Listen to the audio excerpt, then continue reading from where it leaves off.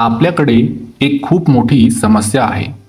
आपण यशाची व्याख्या फक्त पैशात किंवा एखाद्या मोठ्या नोकरीमध्ये शोधतो. जेव्हा गावाकडची मुलं शहरामध्ये स्पर्धा परीक्षेचा अभ्यास करायला येतात, तेव्हा त्यांच्यावर फक्त अभ्यासाचाच नाही तर लोक काय म्हणतील याचा खूप मोठा मानसिक दबाव असतो. आणि याच दबावापोटी कधीकधी अशी पावलं उचलली जातात ज्याची किंमत अख्ख्या कुटुंबाला मोजावी लागते. आजची गोष्ट अशाच एका मुलाची आणि त्याच्या वडिलांची आहे. या गोष्टीचा नायक आहे सागर. सागर हा जळगावच्या एका छोट्या गावातून पुण्यात MPSCचा अभ्यास करायला आला होता. सागरचे वडील सखाराम काका गावात ST डेपोच्या बाहेर एक छोटं चहाचं दुकान चालवायचे. दिवसभर उन्हातानात चहाची टपरी चालवून कष्टाचा एक एक पैसा वाचवून ते सागरला पुण्याच्या मोठ्या अकॅडमीची फी आणि हॉस्टेलचा खर्च पाठवायचे. सखाराम काकांचं एकच स्वप्न होतं, त्यांचा मुलगा जेव्हा गावात परत येईल तेव्हा तो गाडीतून लाल दिवा लावून अधिकारी म्हणून आला पाहिजे. सुरुवातीची 2 वर्ष सागरने खूप प्रामाणिकपणे अभ्यास केला. तो दिवसातून 14-14 तास लायब्ररीत बसायचा. पण स्पर्धा परीक्षेचं जग खूप कठीण असतं. तिथे लाखो मुलं एका एका जागेसाठी लढत असतात. सागरने पहिली अटेम्प्ट दिली पण त्याचा रिझल्ट आला नाही. तो थोडा खचला.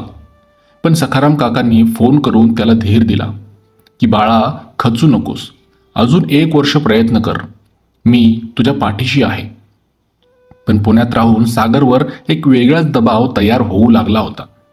त्याच्या रूमवर राहणारे इतर मुलं जे श्रीमंत घरचे होते ते नेहमी म्हणायचे, अरे सागर, जर यावर्षी पोस्ट निघाली नाही ना तर तुझा टाइमपास होईल. गावी जाऊन पुन्हा चहाच्या टपरीवरती बसावं लागेल. या शब्दामुळे सागरच्या मनात एक न्यूनगंड निर्माण झाला. त्याला त्याच्या वडिलांच्या साध्या व्यवसायाची आणि गरिबीची आतून कुठेतरी भीती वाटू लागली. त्याला वाटायचं, जर मी अधिकारी बनलो नाही तर माझी लायकी काय उरेल. आणि याच मानसिक दबावाखाली सागरने दुसरी अटेम्प्ट दिली. परीक्षेचा निकाल लागण्याचा दिवस जवळ आला. सागर प्रचंड तणावात होता. त्याला रात्रीची झोप येत नव्हती. आणि निकालाच्या आदल्या दिवशी सखाराम काका अचानक पुण्याला सागरच्या रूमवर आले. त्यांच्या हातात नेहमीप्रमाणे गावाकडची भाजी आणि भाकरी होती. पण सागर आधीच खूप चिडचिडा झाला होता. वडिलांना त्या साध्या कपड्यात आणि हातातील पिशवीसह रूमवर बघून तो सुखावला नाही. उलट त्याच्या मित्रांसमोर त्याला संकोच वाटला. सखाराम काकांनी विचारलं, सागर, उद्या निकाल आहे ना रे? मी देवापाशी नवस केलाय, माझा मुलगा नक्की पास होणार. यावर सागरचा संयम सुटला. तो वडिलावरती ओरडला, बाबा, तुम्ही इथे का आलात? तुम्हाला समजत नाही का की तिथे लाखो मुलं अभ्यास करतात? जर माझा निकाल नाही आला तर तुमचे हे नवस काही कामाचे नाही. तुम्ही गावी जा आणि तुमची चहाची टपरी चालवा. इथे येऊन मला मानसिक त्रास देऊ नका. सखाराम काकांच्या चेहऱ्यावरचं हसू गायब झालं. त्यांच्या डोळ्यात पाणी आलं. पण त्यांनी सागरला काहीच उत्तर दिलं नाही. त्यांनी ती भाकरीची पिशवी टेबलवर ठेवली.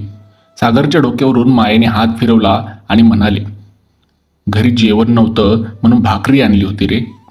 नीट जेवून घे, मी जातो. आणि ते शांतपणे रूम बाहेर पडून रात्रीच्या गाडीने गावाला निघून गेले. खरा थरार आणि उत्कंठा दुसऱ्या दिवशी सुरू झाली. दुपारी 4 वाजता MPSCचा निकाल जाहीर झाला. सागरने धडधडत्या छातीने कॉम्प्युटरवर स्वतःचा रोल नंबर टाकला. त्याने संपूर्ण लिस्ट 3दा चेक केली पण त्या लिस्टमध्ये सागरचा नंबर कुठेच नव्हता. सागर पुन्हा एकदा नापास झाला होता. त्याच्या पायाखालची जमीन सरकली. खोलीमध्ये प्रचंड शांतता होती.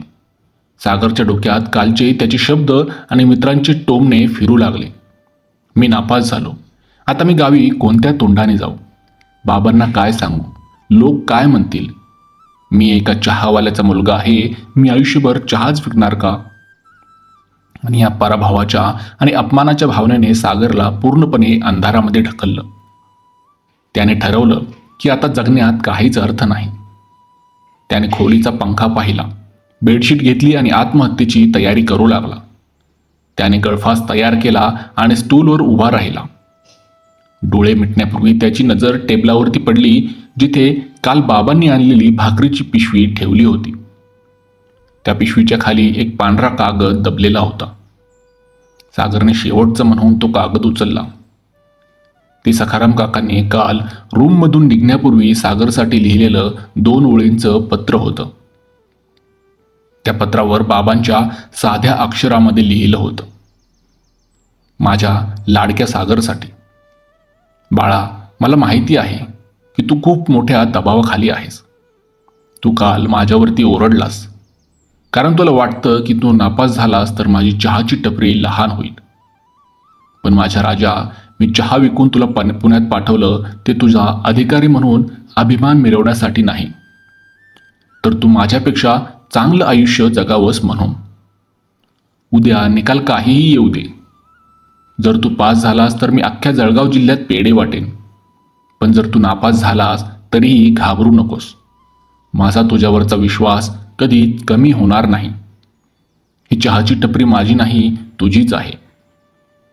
आपण दोघे मिळून या टपरीचं हॉटेल करू. मला फक्त माझा मुलगा जिवंत आणि हसताना हवा आहे. लाल दिव्याची गाडी नाही. निकालानंतर लगेच गावी ये, मी तुझी आवडती शेवभाजी बनवून वाट पाहतोय. तुझा बाबा. हे पत्र वाचता सागरच्या हातातून ती बेडशीट सुटली.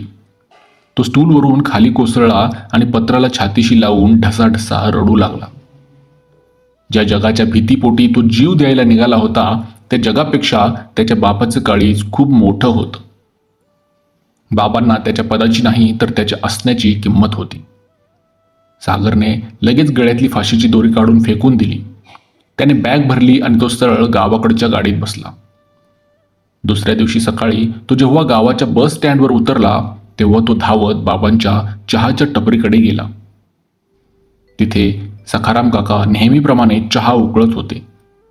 सागरने मागे जाऊन बाबांना घट्ट मिठी मारली आणि म्हणाला, बाबा, मी नापास झालो, मला माफ करा.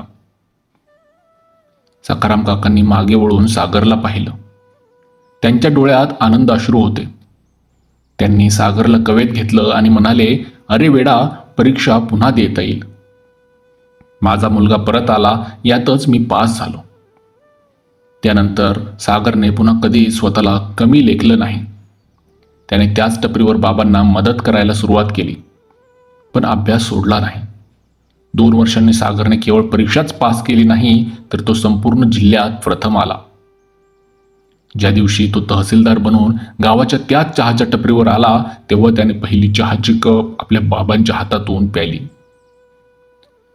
आजची ही गोष्ट आपल्याला हेच शिकवते की आयुष्यात परीक्षा येतात आणि जातात. कोणतीही नोकरी, कोणतंही पद तुमच्या आयुष्यापेक्षा मोठं नसतं. तुमच्या पालकांना तुमचं यश हवं असतं, पण त्याहूनही जास्त तुम्ही जिवंत आणि सुरक्षित असणं महत्त्वाचं असतं. स्पर्धा परीक्षेच्या किंवा करिअरच्या दबावात येऊन कधीही चुकीचं पाऊल उचलू नका, कारण तुमच्या एका चुकीची किंमत तुमच्या आईवडिलांना आयुष्यभर रडून मोजावी लागते. जर ही गोष्ट मनाला लागली असेल तर नक्कीच शेअर करा. स्वतःची आणि स्वतःच्या कुटुंबाची काळजी घ्या.